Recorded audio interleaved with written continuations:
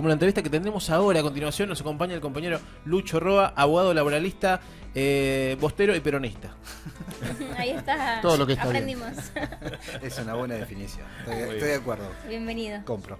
¿Cómo estás, Lucho? Bueno, ¿cómo estás? Es una pregunta un poco formal, ¿viste? En este momento. Protocolar. Como decía Inodoro Pereira, mal pero acostumbrado. Mal pero acostumbrado. A los canchazos. Bueno, un poco para hablar del contexto, estamos tratando de reflexionar, asimilar también esto.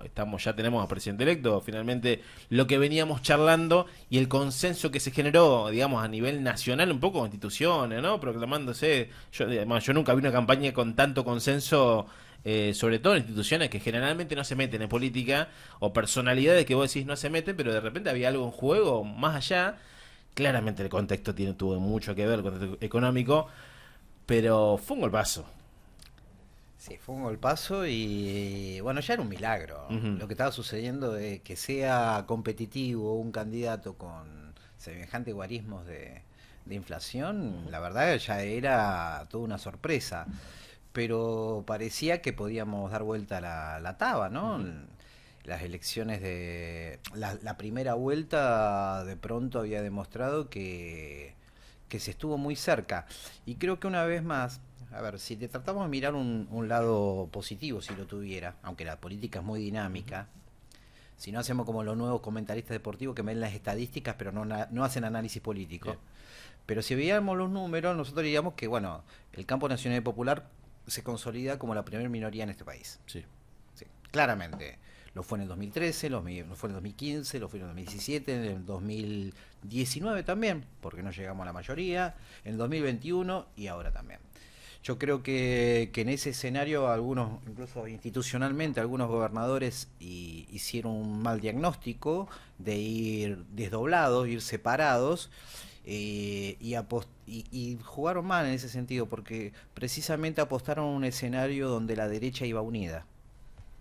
En cambio, el planteo que hace Axel Kicillof, que es un gobernador, es el gobernador del máximo distrito de la Argentina, pero además es una figura que hoy emerge con mucha potencia.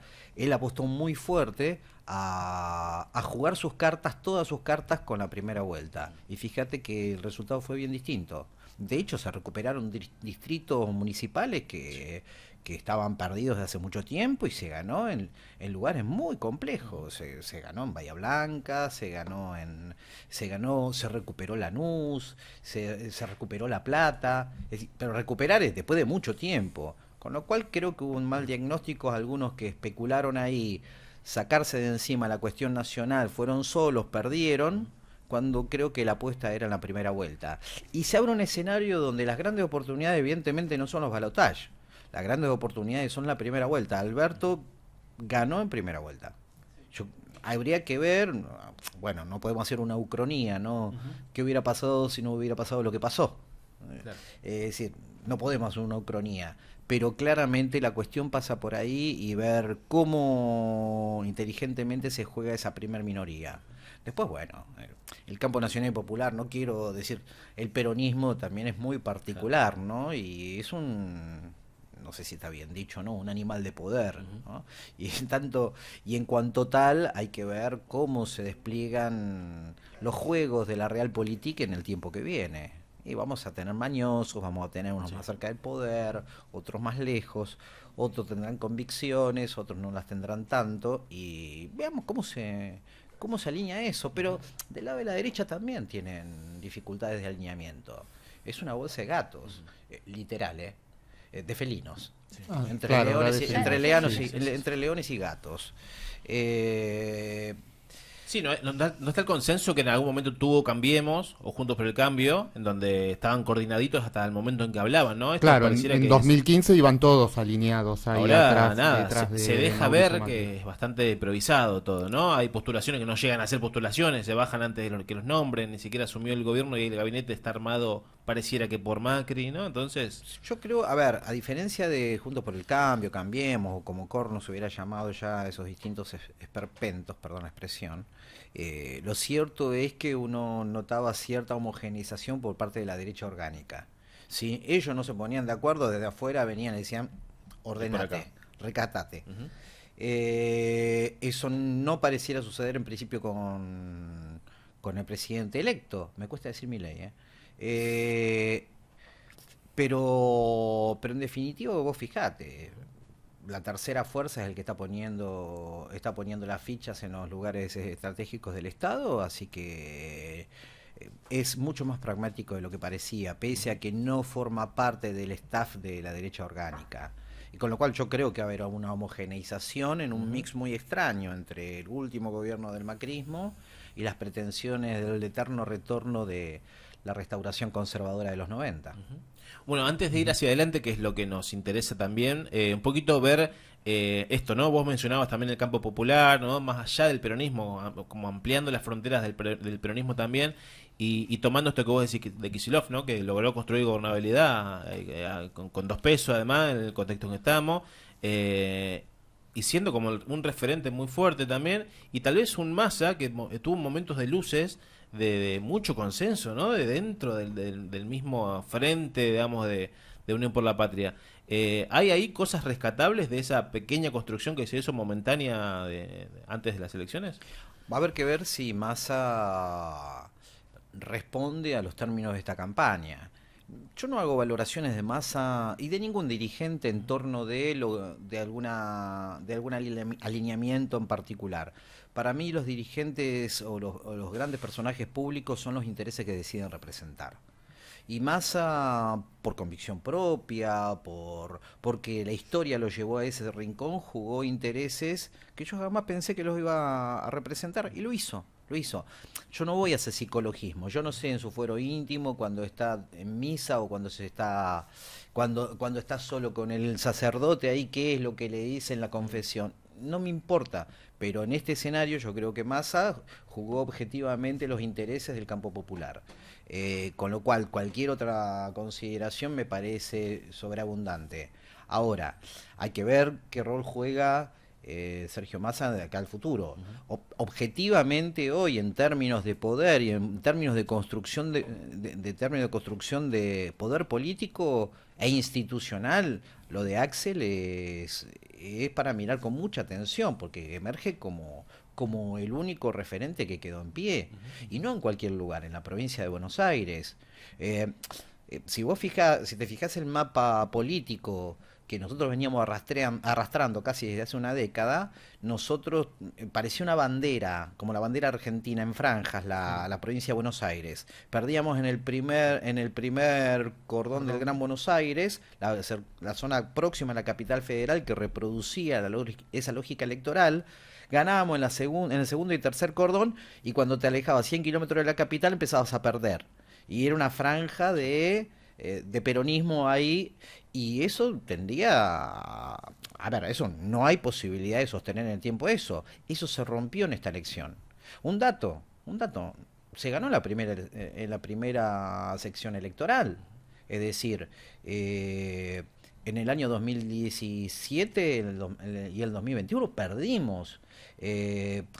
El kirchnerismo perdió varias veces en la primera sección electoral y se sostenía con la tercera sección electoral.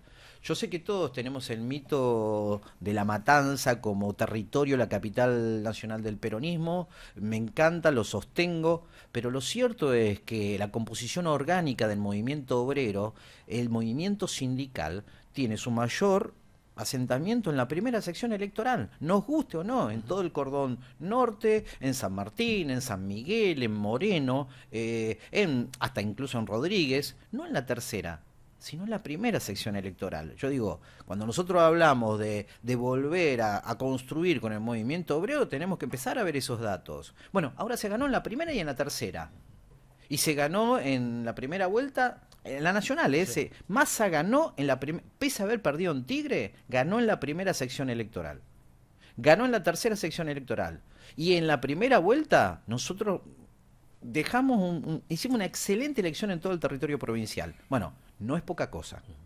Es mucho menos de lo esperado, pero es mucho más que simplemente una promesa. Bien. Me parece re interesante esa lectura y pensaba eso, ¿no? Qué buena base, digamos, para empezar a construir justamente lo que se viene, ¿no? Como una buena base sólida para, digo, sobre eso empezar a repensarnos también como movimiento y también sobre los conductores o la conducción, digamos, de lo que esperamos hacia adelante. Sí, yo creo que va a ver, la provincia de Buenos Aires va a estar ahorcada financiera y económicamente. Por eso, más en serio que en broma, decía, a Axel le convenía que caiga la coparticipación federal. La provincia genera el 40% de los recursos y recauda el 22% por coparticipación federal. Me parece muy interesante lo que decía Kicillof, porque él decía... vendría bárbaro para la provincia de Buenos Aires que nosotros vivamos con lo que producimos, pero somos argentinos, no vivimos en una isla. Y la provincia de Buenos Aires es solidaria con el resto del país.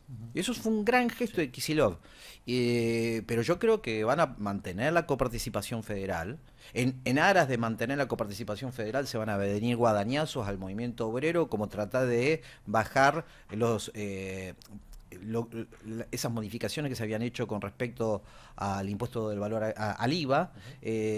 Van a tratar de volver para atrás porque algunos gobernadores se están quejando de eso. Van a insistir por derogar y restablecer el impuesto a la cuarta categoría. Van a querer volver sobre el impuesto a las ganancias y que los laburantes sean el nutriente del impuesto a las ganancias. La cuarta categoría sostenga en definitiva todo el impuesto. Es decir, las grandes empresas no pagan ganancias, pagan los laburantes. Las grandes empresas tienen contadores creativos y tienen estados contables creativos. A mí me saltan el recibo de sueldo, lo que tengo o no. Con lo cual me parece que así como a los laburantes vamos a estar sufriendo ese restablecimiento de la coparticipación federal, también va a haber un disciplinamiento por ahí a la provincia. ¿Y dónde ve y cómo pensás que pueden hacer para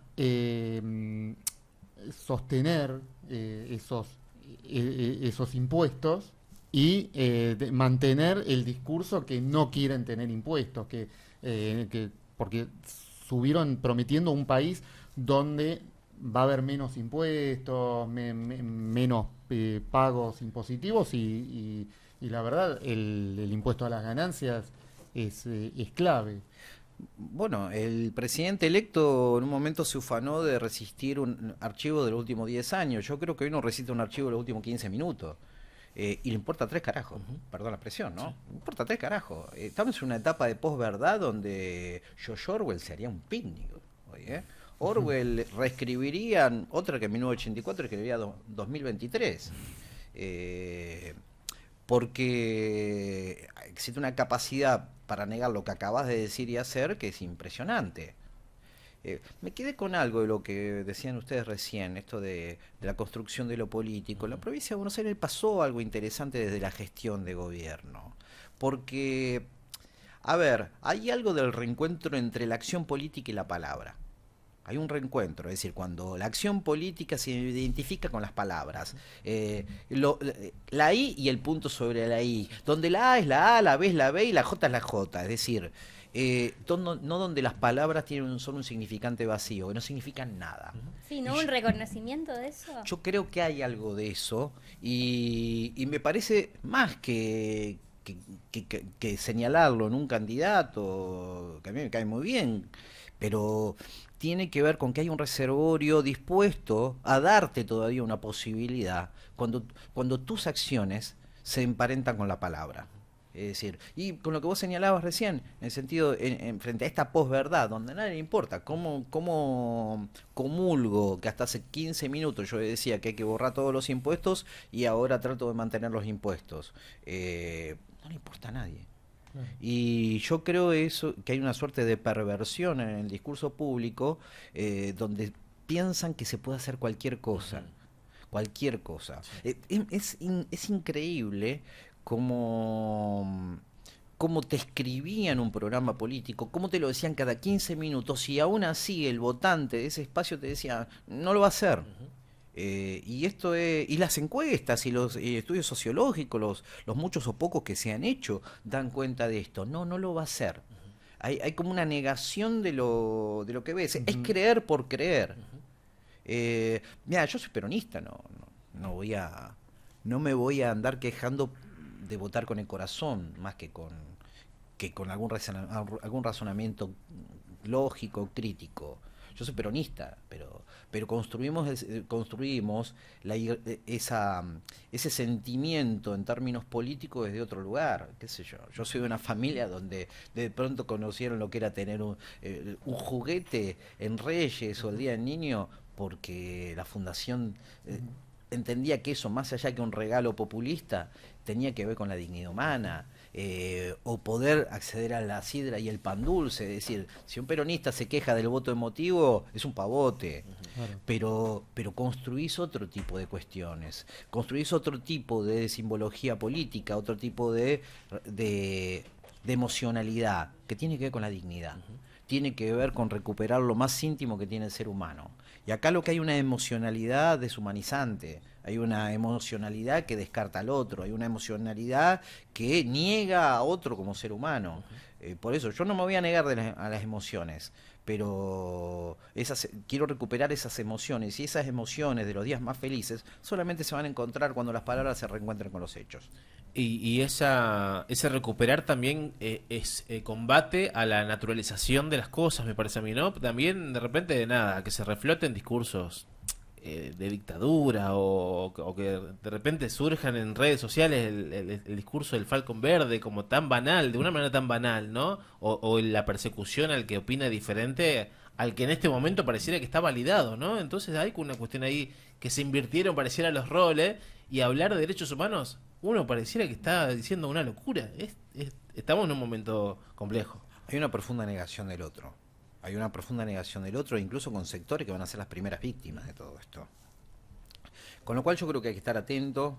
Se viene una sudestada muy potente, nordestada diría. Sí. Y vamos a tener que estar muy atentos porque la realidad no la vamos a... Los segundos van a pasar tantas cosas por segundo que uno no la va a poder asimilar, y creo que hay que estar con los sentidos y con la razón muy atenta, y no naturalizar absolutamente nada. Es como dijo Carlos Rodríguez hace pocos días, hay que sufrir. Lo echaron porque no podía decir lo que en realidad todos están dispuestos a hacer, que sufran. Claro. Que suframos. Y eso seguramente se va a llevar puesto los derechos laborales. Vos ya vamos viendo cómo van haciendo las uniones, las alianzas, cómo van repartiendo quizás los ministerios, y vos crees que el modelo de país en cuanto a los derechos laborales va a ser más parecido a lo que quiere Macri, a lo que quiere Milei, o forma parte los dos del mismo ideario de derechos laborales?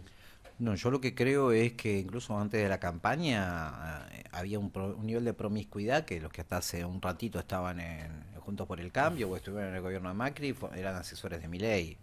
Qué sé yo, digo ejemplos como Miguel Punte, que era el secretario de Empleo del gobierno de Macri, estaba como asesor de Milei,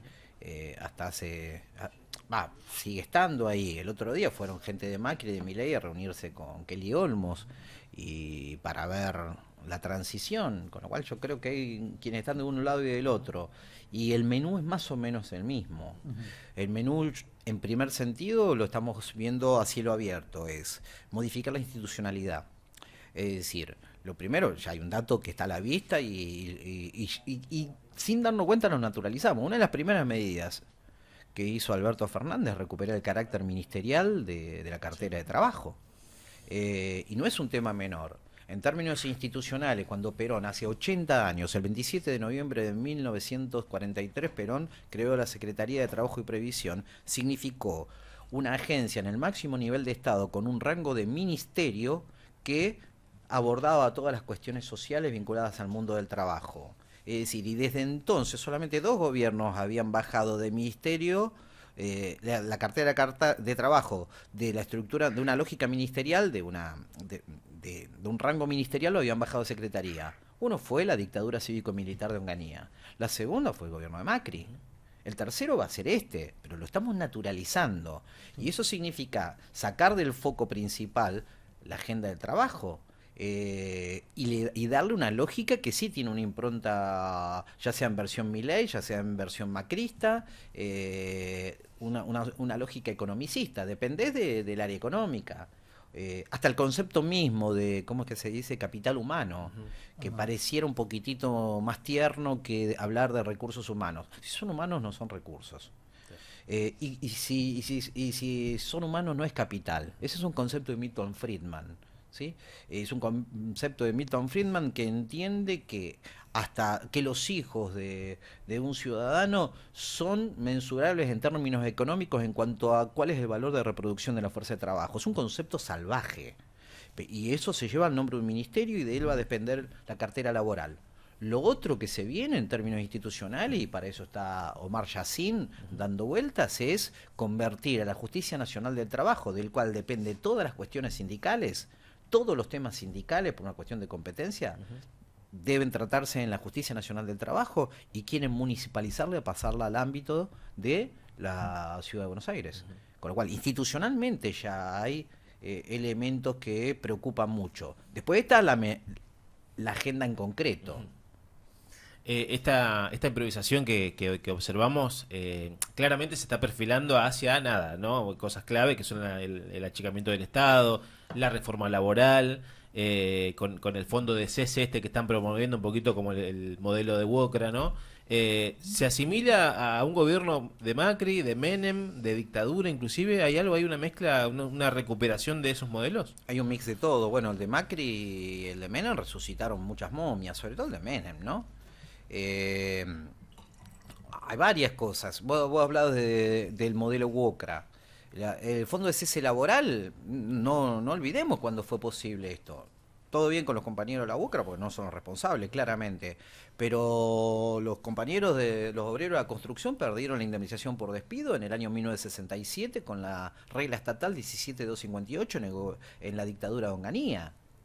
Y como había 2 o 3 artículos que servían para todavía preservar algún derecho, en el 80 Martí de Dios y Videla firmaron el decreto ley 22250, con lo cual empeoraron el régimen eso. Ya con solamente de decir que ese régimen se construyó en 2 dictaduras, me está diciendo mucho. Digo, ¿por qué? Porque tiene un tufillo de burda inconstitucionalidad. Y ya no, creo haberlo dicho en este programa, ya no hablamos solamente del 14 bis. Pero hablamos del 14 bis. El 14 bis habla de proteger frente al despido arbitrario. Y a vos te van a decir que renuncies o te echen, vas a recibir una suma que se capitalice en una cuenta especial. A ver, entonces estás perdiendo el límite entre lo que está permitido y lo que no está permitido, entre lo arbitrario y lo no arbitrario, con lo cual ya el 14 bis no lo estás respetando. Pero cuando hablamos de una indemnización, estamos yendo más lejos. ¿Vos te acordás que varias veces Milei en estos días ha hablado de Alberdi? Bueno, cuando Alberdi le robó a los gringos el texto de la Constitución, Alberdi copia el artículo 19, y el artículo 19 de la Constitución habla de una obligación genérica que tiene todo ciudadano, que es de no dañar a otro. A ver, si vos y yo firmamos un contrato, tengo que cumplirlo, y si no lo cumplo, tengo que pagar las consecuencias. Si yo rompo un contrato, pago las consecuencias. Eso surge del artículo 19 de la Constitución. Ahora, yo te contrato a vos laburás para mí, yo rompo un contrato, te echo sin causa, te echo arbitrariamente, tengo que pagar las consecuencias. Por eso hablamos de una indemnización. Eso lo inventó Alberdi. Ni Fidel Castro, ni el Che Guevara, ni Camilo Cienfuegos, ni Rosa Luxemburgo, ni Perón. Alberdi. Es decir, eso se llama seguridad jurídica, eso se llama que reparar el daño producido, porque el laburo para una laburante es la más menuda propiedad que puede tener, la magra propiedad que tiene un laburante, una laburante. Es decir, eso es lo que está pasando. ¿Qué te dice Milei? Vamos a cambiar la indemnización por despido por un seguro de desempleo. Como decía un académico de fuste conocido, no confundamos el culo con la témpera. ¿Por qué? Perdón por la digresión. ¿Por qué? Porque la indemnización por despido repara el daño de que te echaron sin motivo. Como cuando tenés que reparar el daño de romper cualquier contrato. Ahora, el seguro de desempleo tiene que ver con la condición de actividad. y tiene que ver con las prestaciones de la seguridad social, que significa un beneficio de la seguridad social, una prestación de la seguridad social para bancar la parada cuando estás sin laburo. No tiene nada que ver una cosa con la otra. Uno es reparar el daño que te provoca haber roto sin sentido un contrato, y el otro es una prestación porque vos solo no te la podés bancar. Confundir una cosa y la otra es perverso. Y quería entrar un cachito para que se entienda también qué es el fondo de cese y ese Bien. fondo quién lo manejaría, digamos, también una cuestión ahí ¿no? que no conocemos. A ver, ¿cómo se maneja en la UOCRA? Durante los primeros 12 meses hay un aporte empresarial donde se aporta un porcentaje un poquitito mayor, pero luego baja a un 8% luego del mes 13. Se deposita en una cuenta y se administra esa cuenta, ¿no? Cuando uno se retira o cuando uno deja de trabajar, le dan el fondo ese que se acumuló. Pues fíjate una cosa, ese tipo de estructura tiende a la rotación de personal constante. Claro. Es decir, mientras la Constitución te habla de protección frente al despido arbitrario, es decir, no naturalizar esa rotación. ¿Sí? Ya lo da por hecho. Pero aparte, yendo a tu pregunta, porque parecería que la estoy esquivando. El tema es, algunos compañeros y compañeras se preocupan, no, cada trabajador va a pagar su indemnización. Algo de eso hay, pero no es en términos lineales, directos. Vos lo que va a hacer tu indemnización en realidad es un fondo de capitalización. Pues fíjate que algo que dice mi ley, y como va pagándose en la expresión, termina diciéndolo entre lengua. Dice, hay que darle mayor profundidad financiera, al modelo UOCRA. ¿Qué significa? Que esa plata no va a estar en una cuenta, no va a estar en una cuentita mustia solamente, sino que la va a manejar la timba financiera. Exactamente. Entonces, lo que significa que van a crear un mercado brutal donde las indemnizaciones, la expectativa de indemnización, entre comillas, de los laburantes va a ser el que va a mover un mercado financiero brutal. Estos tipos, a contrapelo de lo que decía la compañera Evita, donde hay una necesidad, hay un negocio. Están viendo un negocio. A mí me hace acordar mucho a las AFJP, porque va a ser creo que va a ser como un nuevo producto para las bancas privadas, para las aseguradoras. Va a ser un nuevo productito en el cual genera caja todo el tiempo, influjo de dinero que ingresa y después tiene que salir, por eso va a haber despidos, tiene que salir para que luego ese trabajador luego se vuelva a insertar, se vuelvan a insertar dinero en esas cuentas. Es correcto el análisis, es correcto. Mirá, a comienzo de los 90, con el comienzo del consenso de Washington, lo que planteaban para el hemisferio era tonificar el mercado del seguro. Mirá que me acordé quién era el superintendente de seguros de la Nación. Todavía tiene mandato de 10 días de presidente. Entonces, tonificabas los distintos subsistemas de seguro, pero había que crear 3 subsistemas. Es decir, como estaba muy deprimido ese mercado, había que inyectar capitales. La primera vertiente, eran 3 subsistemas. El primer subsistema provenía de los fondos de pensión, las jubilaciones. Es decir, como no había guita en el mercado, iban a tomar los fondos de pensión y le iban a dar un anclaje financiero. Iban a hacer timba financiera con eso. Pues fíjate que todavía tenemos un grupo muy pequeño de trabajadores y trabajadoras, jubilados, jubiladas, que aún cobran por la FJP entre 15.000 y 20.000 pesos por mes. Cuando intervino el Estado porque quedaba plata para un mes. El segundo subsistema son las ART, que es trabajar el manejo de determinados capitales en el marco de los riesgos del trabajo. Son aseguradoras, con lógica de mercado. El tercer subsistema también lo había craneado el turco, que era en los 90, pero venía del consenso de Washington, que le pedían sustituir las indemnizaciones por despido por un fondo de capitalización individual. De eso hubo un solo caso donde se reguló mediante convenio colectivo de trabajo. Hubo un convenio colectivo de trabajo que incorporó la sustitución de la indemnización por despido por un sistema de capitalización individual. ¿Saben cuál? El convenio colectivo de los plásticos. ¿Quién era el secretario general de los plásticos? Triaca Padre. Mira.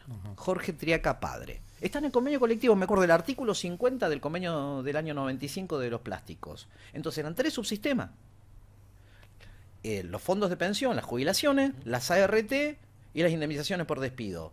El turco tuvo pruritos constitucionales, porque claramente era una burda violación constitucional. Pero esto no es nuevo, hace rato, porque eso le da una dimensión financiera. Y esto no viene por la producción y el trabajo, viene por la timba financiera. Especulación, claro.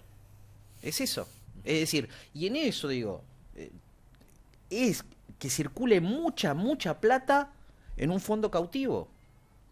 Es un formidable negocio. Es un negocio. Nati. Bueno, ¿no? Abrumador escuchar, ¿no? Todo esto y que además nada tiene como esta historicidad, ¿no? Y esta reiteración, ¿no? Vuelve otra vez en distintos el mismo modelo en distintos personajes o en los mismos.